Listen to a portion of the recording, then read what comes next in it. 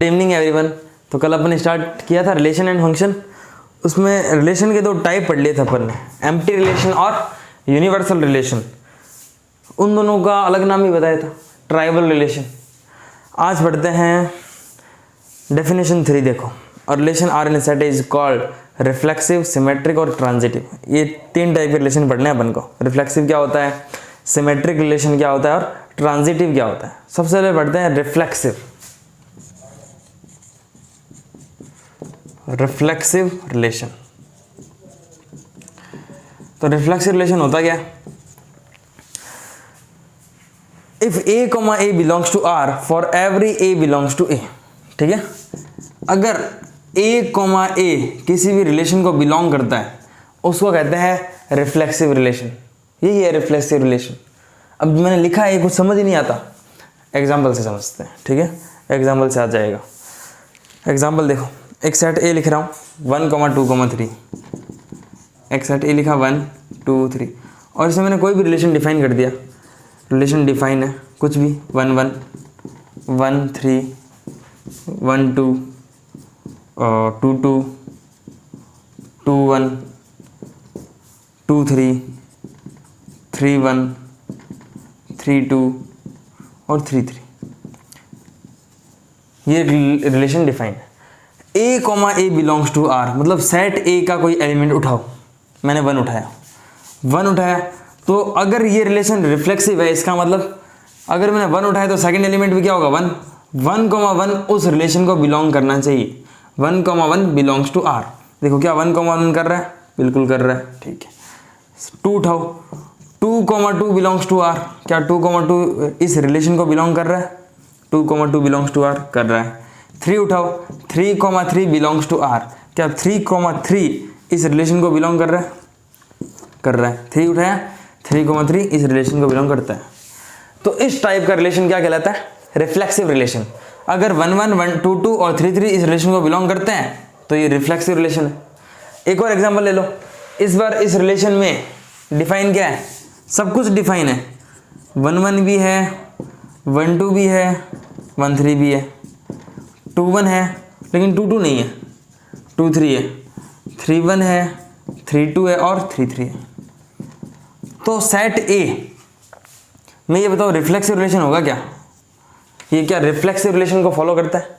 Reflexive होता है a comma a belongs to R, यानी जो भी एलिमेंट्स है उनको उठाओ।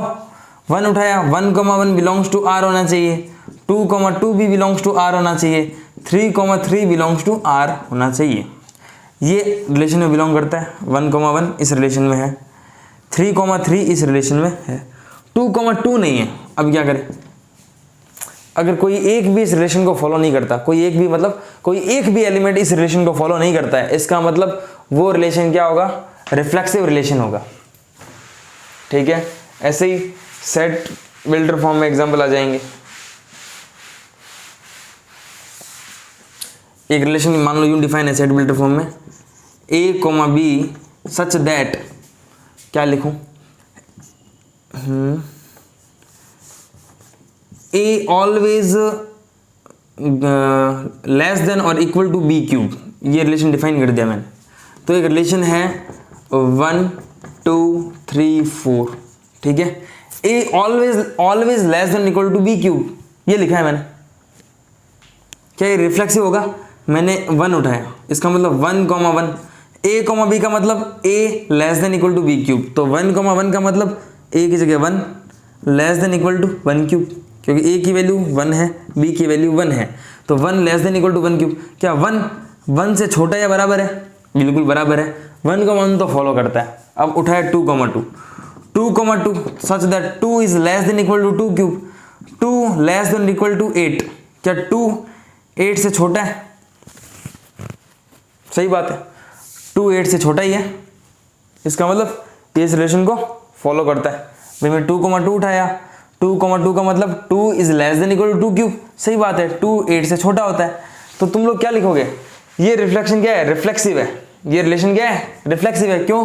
क्योंकि 1, 1 तो 1 लेस देन इक्वल टू 1, 2, 2 तो then 2 less than equal to 8, 3, 3 लिखा, then 3 less than equal to 3 cube यानी 27। तो हर एलिमेंट के लिए ये रिलेशन फॉलो हो रहा है इस रिलेशन में, मतलब ये क्या है, रिफ्लेक्सिव रिलेशन। अब बात करते हैं सिमेट्रिक रिलेशन की, ठीक है ना। सिमेट्रिक रिलेशन, तो सिमेट्रिक रिलेशन क्या है?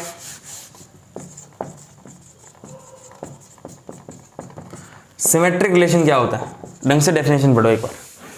देखो क्या लिखा हुआ है, if a1, a2 belongs to R implies that a2, a1 belongs to R for all a1, a2 belongs to A। इसका मतलब क्या है, देखो a1 और a2 अगर किसी रिलेशन को बिलोंग करते हैं तो implies that क्या, a2, a1 भी उस रिलेशन को बिलोंग करना चाहिए, तब तो सिमेट्रिक होगा, नहीं तो नहीं होगा। a1 और a2 उस रिलेशन को बिलोंग करते हैं, कंफर्म है, फिक्स है। a2, a1 उस रिलेशन को करेगा तो सिमेट्रिक होगा, नहीं करेगा तो नहीं होगा। नहीं आई समझ में? एग्जांपल कराता हूं। a2, a1 belongs to R, लिखो भाई एक सेट, इसमें तो चलो ऐसे ले लेते हैं, इसमें एग्जांपल तो सिंपल, एक सेट ले रहा हूं मैं 1 2 3 4। चलो एक रिलेशन ले लिया मैंने, रिलेशन लिया 1 2 2 1 3 1 3 2 2 3 4 1 4 2 2 4 1 4 1 3। चलो ये रिलेशन डिफाइन है कि ये सिमेट्रिक है कि नहीं, ये बताना है। कोई भी दो एलिमेंट्स उठाओ, मैंने 1 और 2 उठाया, 1, 2 इस रिलेशन को बिलोंग करता है, बिल्कुल करता ही है। ऐसा एलिमेंट उठाना जो पक्का पक्का करता है, मैंने 1 2 उठाया, 1 2 इस रिलेशन को बिलोंग करता है, तो इसका उल्टा 2, 1 भी इस रिलेशन को बिलोंग करना चाहिए, तब ये सिमेट्रिक होगा। तो 2, 1 इस रिलेशन को बिलोंग करता है। सिमेट्रिक क्या था, अगर a1 और a2 इस रिलेशन को बिलोंग करते हैं तो a2 और a1 भी करना चाहिए, तब वो क्या होगा, सिमेट्रिक होगा। और कोई भी उठा लो, मैंने 3 1 उठाया, ये 3 1 इस रिलेशन को बिलोंग करता है तो 1 3 भी करना चाहिए, तो 1 3 भी है। 3 2 करता है तो 2 3 भी होना चाहिए। 4 2 इस रिलेशन को बिलोंग करता है तो 2 4 भी करना चाहिए, तब सिमेट्रिक होगा। वैसे 4 1 का 1 4, इसको कह देंगे सिमेट्रिक रिलेशन। Symmetric relation.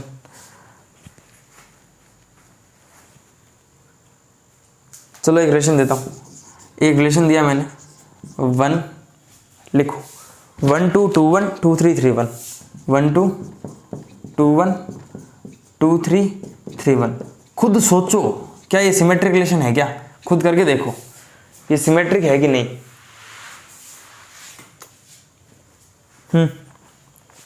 देखो 1 और 2 तो इसका पेयर उल्टा पेयर पड़ा है, 2 और 1, मतलब ये तो करता है, लेकिन पूरा ये रिलेशन सिमेट्रिक है कि नहीं।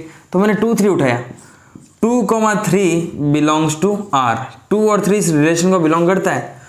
इट इम्प्लाइज 3, 2 भी करना चाहिए, पर 3, 2 does not belongs to relation, तो क्या लिखोगे, नॉट सिमेट्रिक। सिमेट्रिक रिलेशन नहीं है ये। आई बात समझ में? वैसे ही 3 1 उठा के दिखा देना कि सिमेट्रिक तो नहीं है। Next transitive relation. Transitive relation पढ़ो। ट्रांजिटिव क्या होता है, इफ a1 और a2 belongs to R and a2, a3 belongs to R implies that a1 a3 belongs to R for all a1 a2 a3 belongs to A। समझो इसको, कह रहा है अगर a1, a2 belongs to relation है, transitive बढ़ा रहा हूं,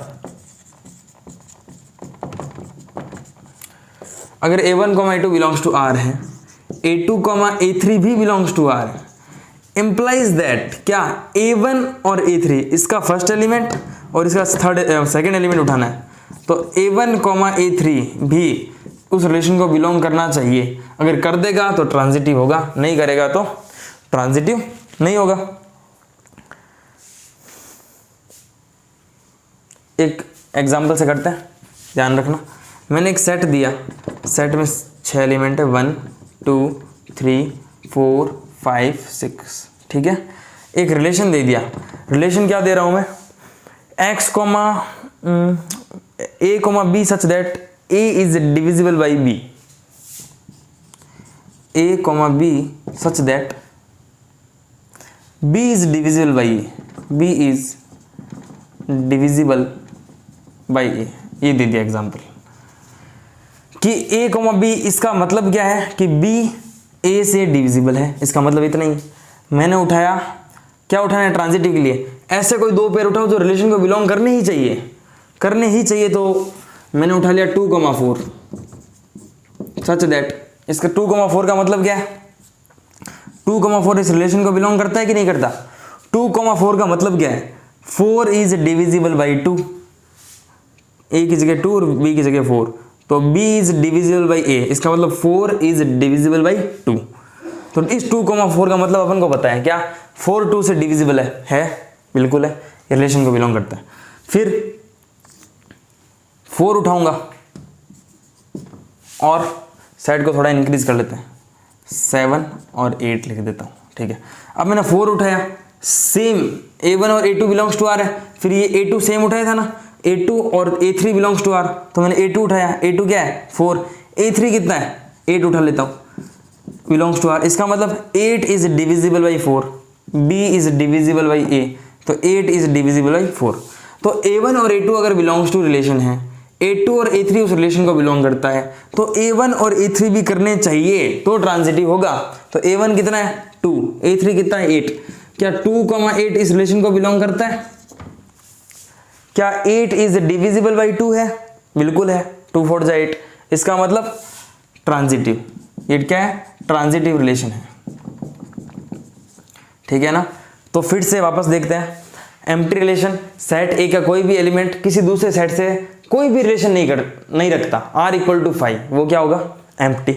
सेट ए का एलिमेंट हर एलिमेंट से क्या है रिलेशन रखता है, सेट ए के सारे एलिमेंट से रिलेशन रखता है, उसको क्या कहेंगे यूनिवर्सल रिलेशन।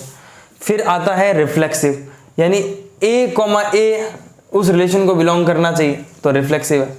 फिर आता है सिमेट्रिक, अगर a1 और a2 उस रिलेशन को बिलोंग करता है तो a2 और a1 भी उस रिलेशन को बिलोंग करना चाहिए, वो सिमेट्रिक होगा। ट्रांजिटिव क्या है, अगर a1 और a2 रिलेशन को बिलोंग करते हैं, फिर यही a2 और a3 कोई दूसरा एलिमेंट उस रिलेशन को बिलोंग करनी ही चाहिए, इंप्लाइज दैट ये a1 और a3 अगर उस रिलेशन को बिलोंग कर गए तो ट्रांजिटिव होगा, नहीं तो नहीं होगा। तो एम्प्टी और यूनिवर्सल का दूसरा नाम क्या बताया था मैंने, trivial relation, reflexive relation, symmetric relation और ट्रांजिटिव, ठीक है। इनको क्या कहते हैं, देखो बोर्ड पर, इनको कहते हैं इक्विवेलेंस रिलेशन। अगर ये तीनों रिलेशन होंगे तो क्या होगा, इक्विवेलेंस रिलेशन होगा। तो a relation R in a set A is said to be equivalence relation if R is reflexive, symmetric and transitive. अगर आर क्या रिफ्लेक्सिव हो, सिमेट्रिक हो और ट्रांजिटिव हो, अगर ये तीनों टाइप के रिलेशन होंगे उसको इक्विवेलेंस रिलेशन कहेंगे। एग्जाम्पल 2 से स्टार्ट करते हैं फिर से। एग्जाम्पल 2 देखो क्या लिखा हुआ है, let T be the set of all triangles in a plane, ठीक है, with R a relation. T क्या है, सेट ऑफ ऑल ट्राइंगल्स है, ठीक है, ऑल ट्राइंगल्स का सेट है इन प्लेन, एक प्लेन में, विद आर अ रिलेशन, एक रिलेशन आर डिफाइंड है इन टी, टी में एक रिलेशन आर डिफाइन है, गिवन बाय रिलेशन आर क्या गिवन है t1, t2 such that t1 is congruent to t2, t1 किसके कॉन्ग्रुएंट है t2 के। तो एक रिलेशन r डिफाइन है t1, t2 such that t1 is congruent to t2, t1 is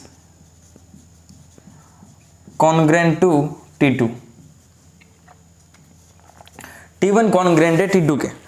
question demand क्या कर रहा है, कह रहा है show that r is an equivalence relation, ये शो करो कि r एक इक्विवेलेंस रिलेशन है, ठीक है, तो कर देंगे। इक्विवेलेंस रिलेशन होने के लिए क्या क्या होना चाहिए, रिफ्लेक्सिव होना चाहिए, सिमेट्रिक होना चाहिए और ट्रांजिटिव। सबसे पहले बात करते हैं रिफ्लेक्सिव की। रिफ्लेक्सिव होने के लिए क्या, सेट ए कोई दे रखा है क्या, सेट टी दे रखा है ना इसमें, क्या T, let T be the set of all triangles, set of all triangles in a plane, उसको टी से डिनोट किया है। तो t1 भी क्या है, कोई ना कोई ट्राइंगल होगा, t2 भी क्या है, कोई ना कोई ट्राइंगल होगा। मैं t1 उठा रहा हूँ, t1, t1। रिफ्लेक्सिव होने के लिए t1 और t1 बिलोंग्स टू r होना चाहिए, t1, t1 belongs to r। It implies, board में कैसे करना है देख लो। अब बोर्ड में अगर ये क्वेश्चन आ गया तो तुम्हें ऐसे करना है, रिफ्लेक्सिव लिखना है, फिर लिखोगे T1, बिलोंग्स टू R। इसका मतलब क्या है? इसका मतलब है T1 और T2 अगर है, इसका मतलब है T1 is congruent to T2। तो T1, T1 का मतलब T1 is congruent to T1, T1 is congruent to T1। इसका मतलब यही हुआ। अगर T1, T2 है, इसका मतलब है T1 is congruent to T2। तो T1, T1 लिख दिया, क्योंकि रिफ्लेक्सिव के लिए क्या होना चाहिए? A, बिलोंग्स टू R होना चाहिए, ये अपने पढ़ा था।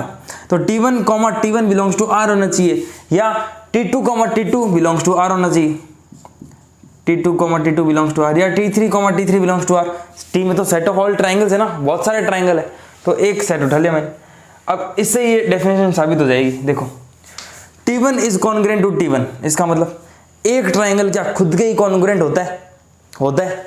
अरे मान लो एक राइट एंगल ट्राइंगल है, एक और राइट एंगल ट्राइंगल है, छोड़ो एक ही ट्राइंगल, क्या ये ट्राइंगल खुद के ही कॉन्ग्रेंट होगा? तो ऐसा कैसा खुद का ही मैंने ट्राइंगल बनाया, ये सेम ट्राइंगल है, दोनों कॉन्ग्रेंट है, सही बात है।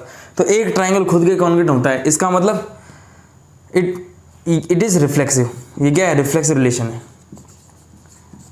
रिफ्लेक्सिव। क्यों? T1 is congruent to T1, ठीक है ना। और triangle is congruent to itself. एक ट्राइंगल खुद के ये होता है, कॉन्ग्रेंट होता है, ठीक है ना।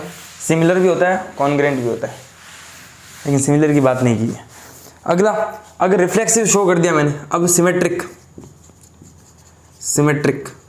करने के लिए रिलेशन था T1, T2 such that T1 is congruent to T2। मैंने लिखा T1, T2 belongs to R। इसका मतलब T1 T2 के क्या है? कॉन्ग्रेंट है। इट इम्प्लाइज T2, T1 भी बिलोंग्स टू R होना चाहिए, सही बात है। इस T1 और T2 का मतलब क्या है कि T1 क्या है? इज कॉन्ग्रेंट टू T2, सही बात है। T1 is congruent to T2। इस T2 और T1 का मतलब है T2 is congruent to T1, T2 is congruent to T1।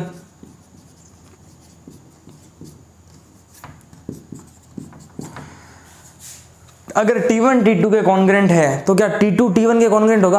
हो गई। ये दोनों एक दूसरे के कॉन्ग्रेंट है, तो ये दोनों एक दूसरे के कॉन्ग्रेंट होंगे। तो T2, T1 is T2 is congruent to T1। अब इसका मतलब क्या है? इसका मतलब ये सिमेट्रिक रिलेशन है, ठीक है ना।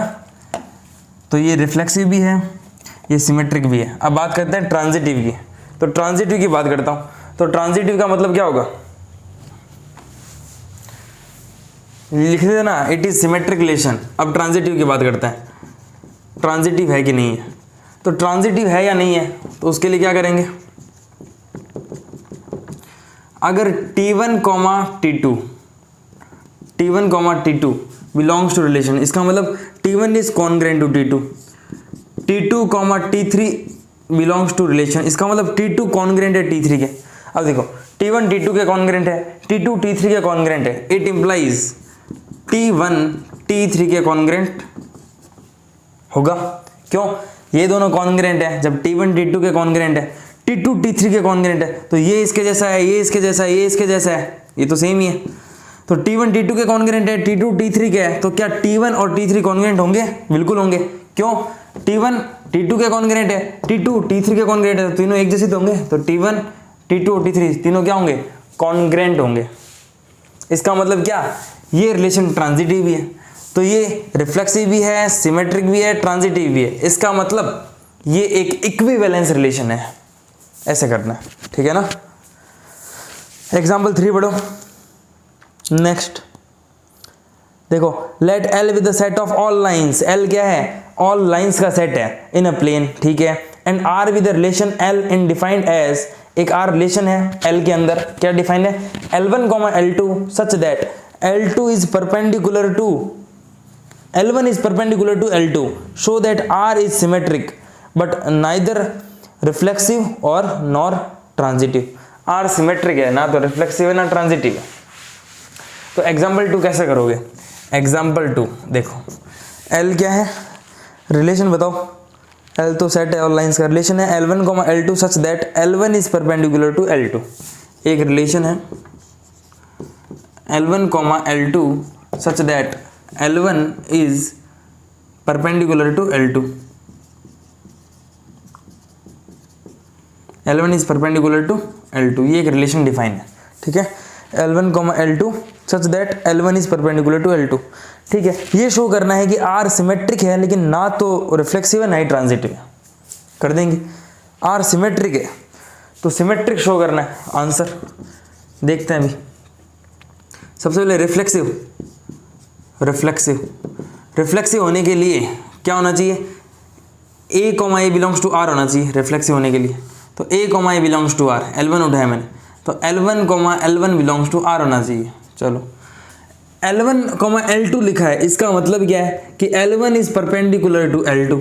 तो L1 कॉमा L1 लिखा है, इसका मतलब क्या है, इसका मतलब L1 is perpendicular to L1। सही बात है क्या, परपेंडिकुलर टू L1। क्या कोई लाइन खुद के ही परपेंडिकुलर हो सकती है क्या, लिखा है ना L1 is perpendicular to L1। क्या कोई लाइन अपने आप के परपेंडिकुलर हो सकती है, नहीं हो सकती, नॉट पॉसिबल।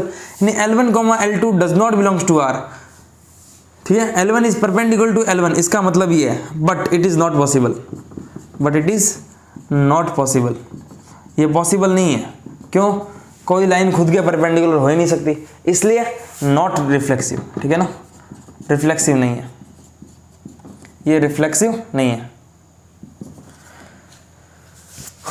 या और क्या लिख सकते हो, L1 is perpendicular to L1, यूं लिख सकते हो because line L1 does not perpendicular to itself, ठीक है ना, एक लाइन खुद के परपेंडिकुलर नहीं हो सकती। अब बात करते हैं सिमेट्री की।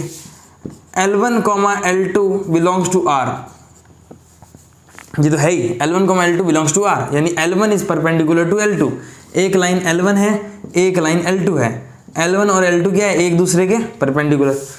It implies L2 comma L1 belongs to R होना चाहिए भाई। ये अगर रिलेशन को बिलोंग करता है तो L2 कॉमा L1 भी रिलेशन को बिलोंग करेगा तो ही सिमेट्रिक होगा। क्या कर रहा है, इसका मतलब क्या है, L1 परपेंडिकुलर टू L2, इसका मतलब क्या है, L2 is perpendicular to L1, इसका मतलब है L1 L2 के परपेंडिकुलर है, L1 L2 के परपेंडिकुलर है, इसका मतलब L2 L1 के परपेंडिकुलर है, तो L2 L1 के है तो परपेंडिकुलर ही, दो लाइन एक दूसरे के परपेंडिकुलर है, इसका मतलब ये क्या है, सिमेट्रिक है, it is symmetric,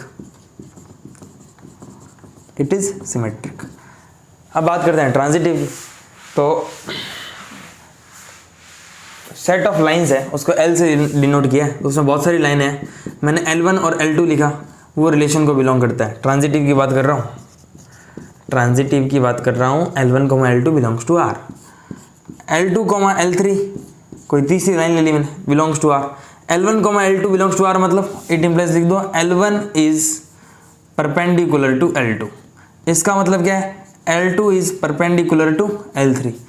it implies L1 और L3 भी परपेंडिकुलर होने चाहिए, इसका मतलब ये है L1 कॉमा L3 होने चाहिए लेकिन नहीं होंगे, क्यों, L1 L3 के परपेंडिकुलर नहीं है, हो ही नहीं सकता। क्यों नहीं हो सकता, देखो डायग्राम से समझो। L1 और L2 एक दूसरे के परपेंडिकुलर है, ये मेरी L1 है, ये मेरी L2 है, ये एक दूसरे के परपेंडिकुलर है। L2 और L3 एक दूसरे के परपेंडिकुलर है, तो ये L2 है और ये मेरी L3 है, तो L2 और L3 एक दूसरे के क्या है, परपेंडिकुलर। तो क्या L1 और L3 एक दूसरे के परपेंडिकुलर हो सकते हैं क्या, नहीं हो सकते।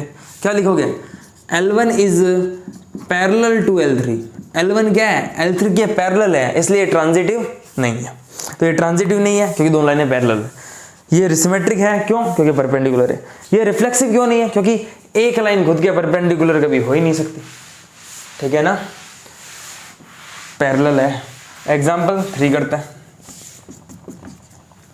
3 करवा दिया सर, 3 करवा दिया, 4 करते हैं। एग्जाम्पल 4 पढ़ो, क्या कह रहा है, show that the relation R in the set 1 2 3 given by, एक रिलेशन दे रखा है 1 1 2 2 3 3 1 2 2 3, it is reflexive but neither symmetric nor transitive. तो देखो रिलेशन क्या दे रखा है, सेट दे रखा है एक, मान लो सेट है A 1 2 3, ये एक सेट दे रखा है। इस सेट के अंदर एक रिलेशन डिफाइन है, वो रिलेशन क्या है, 1 1 है और क्या है, 2 2 है, 3 3 है, 2 2 है, 3 3 है, 1 2 एंड 2 3, 1 2 एंड 2 3। शो क्या करना है, पूछा क्या है इसने, show that it is reflexive neither symmetric not transitive. ठीक है, तो आंसर रिफ्लेक्सिव होने के लिए सेट से कोई भी एलिमेंट उठाओ, मैंने 1 1 उठाया, 1 1 क्या रिलेशन को बिलोंग करता है, करता है। 2 उठाओ, 2 2 क्या रिलेशन को बिलोंग करता है, करता है। 3 उठाओ, 3 3 बिलोंग्स टू रिलेशन, सही है। रिफ्लेक्सिव होने के लिए, रिफ्लेक्सिव होने के लिए ए उस बिलोंग्स टू रिलेशन, ए उस रिलेशन को बिलोंग करना चाहिए।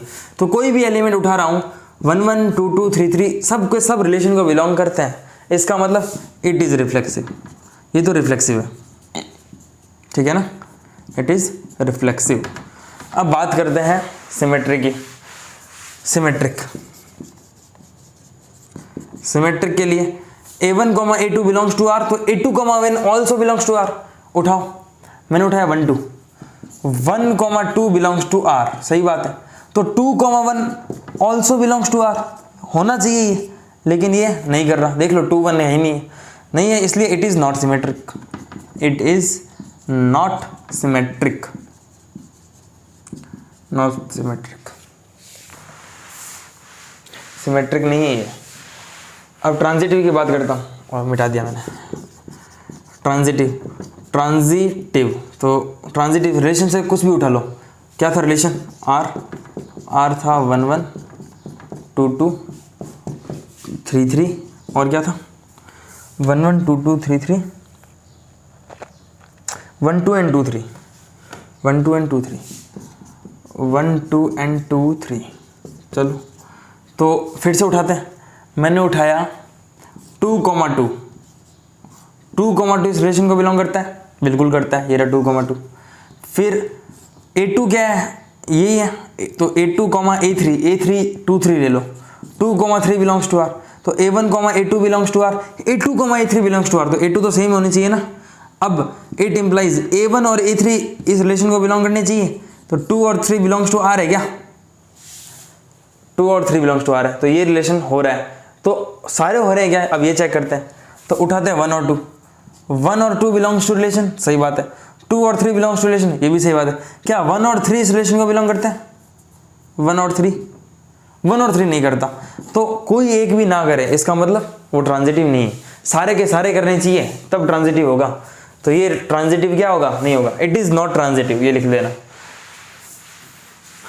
चलो एग्जाम्पल 5 देखो। एग्जाम्पल 5 क्या कह रहा है, show that the relation R in the set z of integers. z क्या है, सेट ऑफ इंटीजर्स है, सेट ऑफ इंटीजर्स, ठीक है, सेट ऑफ इंटीजर्स z। तो रिलेशन r गिवन है a b such that, a b such that 2 divides a minus b, 2 divides a minus b, 2a minus b को divide करता है। और पूछा क्या इसने, it is an equivalence relation.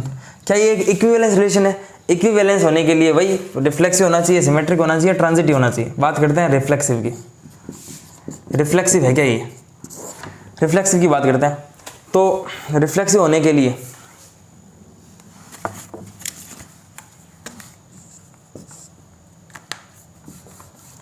खैर रिफ्लेक्सिव होने के लिए क्या होना चाहिए, इस सेट से कोई भी एलिमेंट उठाओ। z क्या है, सेट ऑफ इंटीजर। इंटीजर क्या होता है, नंबर सिस्टम में पढ़ा रखा है। वापस बोल रहा हूँ, माइनस इन्फाइनाइट से लेकर प्लस इन्फाइनाइट तक सारे के सारे प्रॉपर नंबर 1 2 3 -1 -2 -3 -14 -13 सब इंटीजर्स होते हैं, ठीक है ना। तो मैंने लिखा 1 1। इस 1 1 का मतलब क्या है, a b का मतलब क्या है, 2 डिवाइड्स a माइनस b। तो मैंने लिखा 1 1 बिलोंग्स टू रिलेशन। इसका मतलब क्या है, इसका मतलब ये है कि 1 -1 को 2 डिवाइड करता है, 2 डिवाइड्स a माइनस बी, यानी 2 डिवाइड करता है a माइनस बी को, यानी 1 -1 को 0/2, सही बात है, करता है। मैंने लिखा 3 3 बिलोंग्स टू r।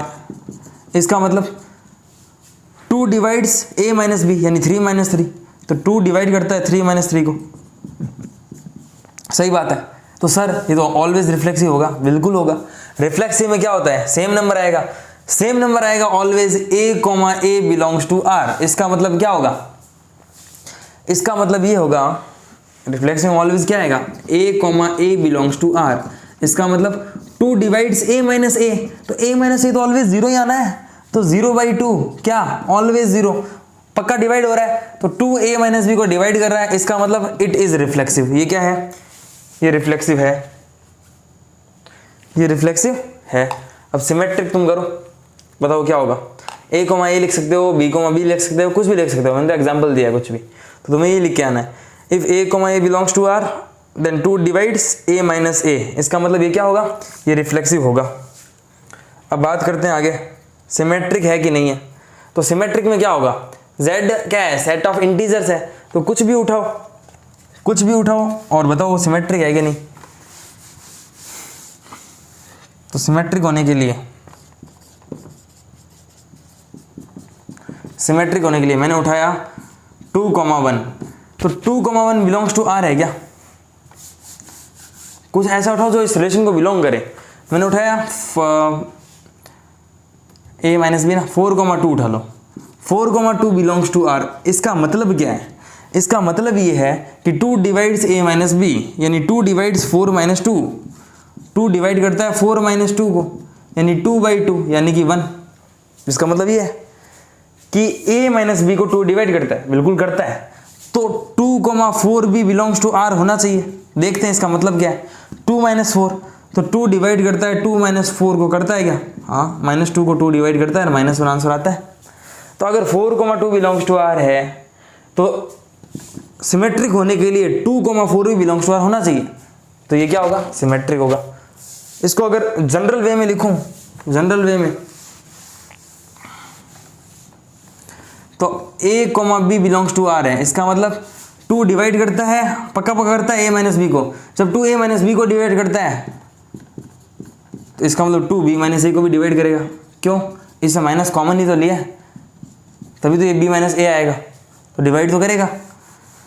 तो इसका मतलब ये है कि ये सिमेट्रिक है, तो क्या लिखोगे, it is symmetric, it is symmetric. तो यहाँ लिख देना मतलब कि 2 डिवाइड्स a माइनस बी, ये एग्जाम्पल से ही कर देना, वो बेटर रहेगा। 2,4 लिखो, 4,2 लिखो, क्यों, सेट ऑफ इंटीजर्स है, इंटीजर का डिफरेंस ऑलवेज क्या आएगा, इंटीजर, तो डिवाइड तो हो जाएगा अगर ढंग के नंबर लोगे तो। ट्रांजिटिव बताओ, ट्रांजिटिव कुछ भी एग्जाम्पल लेके कर दो, ट्रांजिटिव। तो मैं ले रहा हूँ 2,4 बिलोंग्स टू r, इसका मतलब क्या है, 2 डिवाइड करता है इनके डिफरेंस को, तो 4 माइनस 2, 4,8 बिलोंग्स टू r, इसका मतलब 2 डिवाइड करता है 8 माइनस 4 को, लिख देता हूँ 2 डिवाइड करता है 4 माइनस 2 को, इसका मतलब ये, इसका मतलब है 2 डिवाइड करता है 8 माइनस 4 को, इसका मतलब ये भी रिलेशन को बिलोंग करता है, ये भी इस रिलेशन को बिलोंग करता है। तो a1, a3 also belongs to r, then 2,8 also belongs to r, इसका मतलब क्या है, 2 डिवाइड करता है 8 माइनस 2 को, 8 माइनस 2 कितना, 6/2 3, ठीक है ना, डिवाइड करने पर क्या आता है, 2/2 1 आता है, ये 4/2 2 आता है, ये 6/2 3 आता है। इसका मतलब क्या है, इट इज़ ए ट्रांजिटिव। तो ये रिफ्लेक्सिव भी है, सिमेट्रिक भी है और ट्रांजिटिव भी है। इसका मतलब it is an equivalence relation. जो रिफ्लेक्सिव होता है, सिमेट्रिक होता है, ट्रांजिटिव होता है, उसको कहते हैं रिफ्लेक्सिव रिलेशन।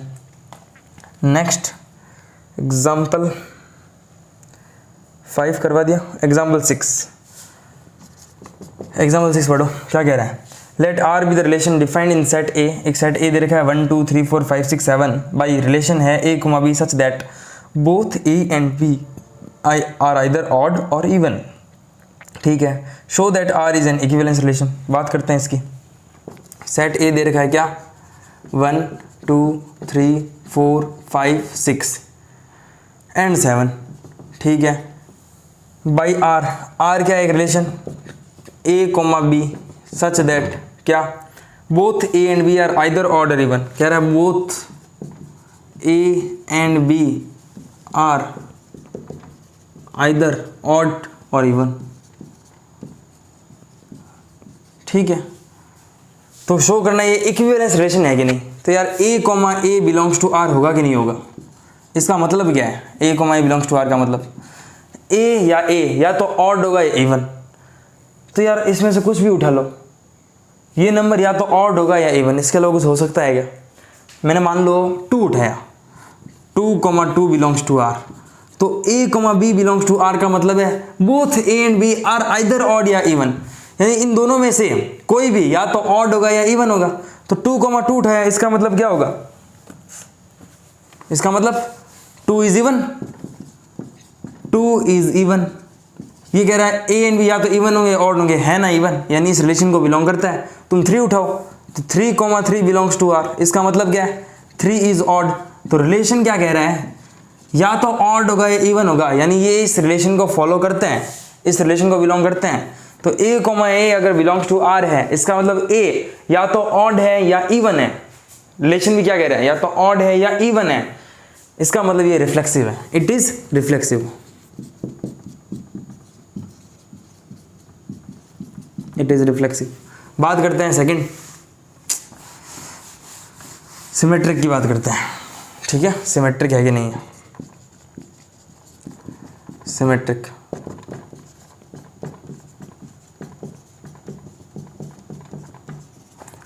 आर रिलेशन क्या है? a, b such that both a and b, ठीक है, आइदर ऑड और इवन। सिमेट्रिक होने के लिए a, b belongs to r होना चाहिए। इसका मतलब a और b क्या है? या तो ऑड है या इवन है। तो it implies b, a also belongs to r। भाई इसका मतलब कोई भी एलिमेंट उठाओ, कोई भी एलिमेंट, भाई इसका मतलब है a और b या तो इवन है या ऑड है। इसका भी मतलब क्या है? b और a या तो इवन है या ऑड है। उठाओ कोई भी एलिमेंट, मैंने उठाया 3 उठाया, 3 और 4 उठाया, इसका मतलब 3 ऑड है और 4 इवन है। तो a और b में से या तो ऑड होना चाहिए या इवन होना चाहिए, तो दोनों है। 4, 3 ऑल्सो बिलोंग्स टू r, इसका मतलब क्या है? a, b यानी 4, 3 both 4 and 3 are either odd और इवन। तो 4 और 3 या तो ऑड है या इवन है, तो ये इवन है और ये क्या है? ऑड। तो ये सब रिलेशन को बिलोंग करते हैं, तो तुम क्या लिखोगे?